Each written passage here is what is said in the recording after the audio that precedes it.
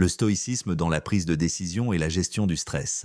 Ton calme, posé et inspiré n'était pas un hasard, mais le résultat d'un entraînement mental. Dans un monde saturé d'obligations, de doutes et de décisions à prendre chaque jour, le stoïcisme offre une boussole intérieure, pas une promesse de contrôle total, mais une méthode pour garder son calme, agir avec clarté et prendre des décisions alignées avec nos valeurs. Dans cette vidéo, découvrons en 5 étapes comment cette sagesse antique peut transformer notre rapport au stress, au travail et à la vie quotidienne. Partie 1. Le stress. Une perception avant tout, le stress ne vient pas toujours des événements eux-mêmes, mais de notre jugement sur ces événements. C'est exactement ce qu'enseignait Épictète. Ce qui trouble les hommes, ce ne sont pas les choses, mais les jugements qu'ils portent sur elles. Prenons un exemple concret. Tu reçois un mail de ton supérieur avec le mot « urgent » en majuscule. Ton cœur s'accélère, tu paniques. Pourquoi ? Ce n'est pas le mail qui t'angoisse, c'est la projection mentale que tu fais « je vais me faire gronder, je ne suis pas assez bon, je vais échouer ». Le stoïcisme t'invite à suspendre ce jugement,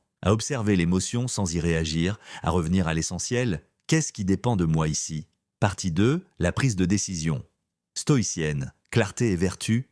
Pour un stoïcien, une bonne décision ne se prend pas sur un coup d'émotion ou par peur. Elle se prend avec raison, en s'appuyant sur 4 vertus fondamentales. 1. La sagesse, discerner le vrai du faux, le bien du mal. 2. Le courage, agir malgré la peur ou l'incertitude. 3e, la tempérance, ne pas céder à l'excès ou à l'impulsivité. 4e, la justice, faire ce qui est juste, même si c'est difficile. Imagine que tu hésites entre quitter un emploi qui t'épuise ou rester pour la sécurité financière. Le stoïcien ne demande pas « qu'est-ce qui me fait le moins peur ?» mais « qu'est-ce qui est en accord avec mes valeurs ?» Quelle action est vertueuse ? Partie 3, l'ère de la distance, prendre du recul pour mieux agir. Un autre outil essentiel, la dissociation stoïcienne. Face à un événement, on apprend à distinguer 3 choses. 1. Ce que je peux contrôler, mes pensées, mes actes. 2. Ce que je ne peux pas contrôler, les événements extérieurs, l'opinion des autres. 3e, ce que je choisis de faire avec ce que je ressens.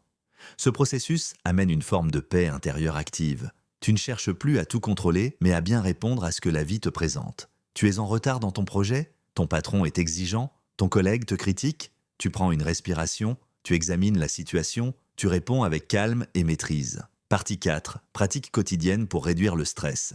Stoïquement. Voici quelques exercices simples et puissants inspirés du stoïcisme. Le journal stoïcien. Chaque matin ou soir, écris ce qui t'a stressé et ce que tu aurais pu faire différemment. La visualisation négative.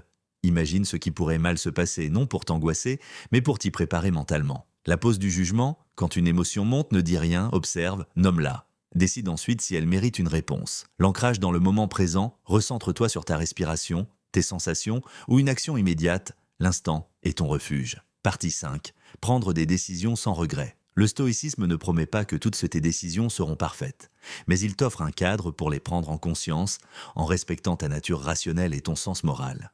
Marc Aurèle écrivait « Si c'est bon, fais-le. Si c'est juste, dis-le. Avec calme. Pas besoin de tout anticiper, ni de plaire à tout le monde. Mais si ta décision est prise avec lucidité, alignée avec la vertu, alors tu peux avancer sans regret, sans honte, sans peur. En conclusion, le stoïcisme n'est pas une fuite du monde. C'est un art de le traverser avec force tranquille. Face aux tensions, face aux dilemmes, face au chaos, tu peux garder ton cap. Parce que le calme, ça s'apprend, la clarté, ça se cultive, et le courage, ça se pratique. Merci d'avoir regardé cette vidéo. Si elle t'a aidé à voir plus clair dans ton esprit ou ta vie, n'oublie pas, le pouvoir est en toi, dans ce que tu choisis de penser, de dire et de faire.